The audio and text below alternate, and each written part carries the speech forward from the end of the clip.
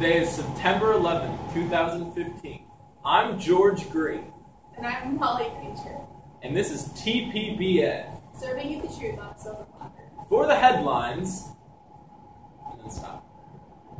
News: Kim Jong-un was caught harboring Fidel Castro after he fled Cuba, following news that his brother Raul established full diplomatic ties with the United States.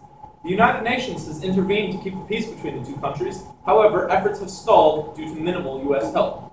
Our sources say the president and the UN ambassador are too busy smoking Cuban cigars to worry about anything. News: Last night, the DNC nominated Waka Flocka Flame as the Democratic nominee for president.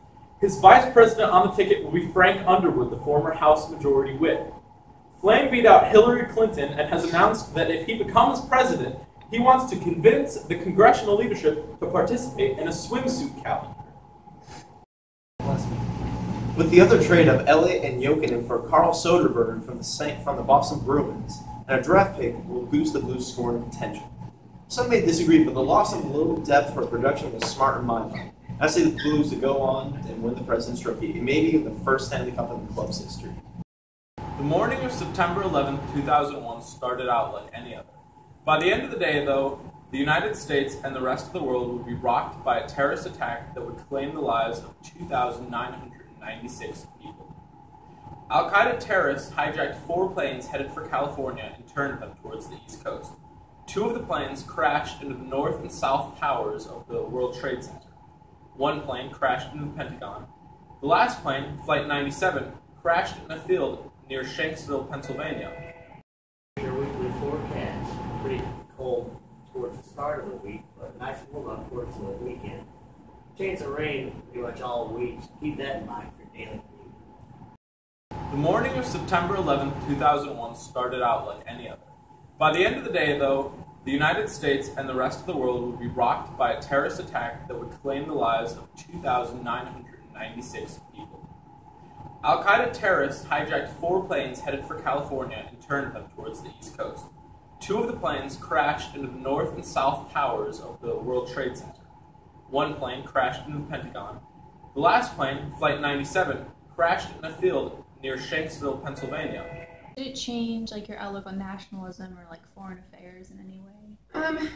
No, not necessarily. I mean, a week later I was on a plane flying back to Missouri for my best friend's wedding. So it didn't change the way I interacted with my world. I was not bothered that it changed the way our nation interacted with us, the increase in airport security, the new programs for Homeland Security and paying attention to terror watches.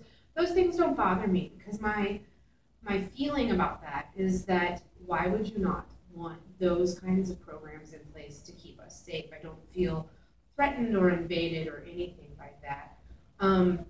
I admire those people who took that tragedy and turned it into some kind of progress or some kind of positive outcome by joining the military, joining the police and the fire forces and those kinds of things.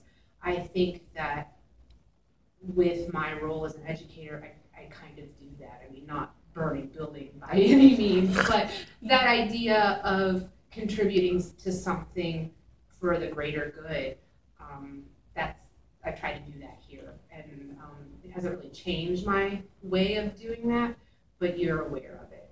All right, well, thank you so much for your time. All right.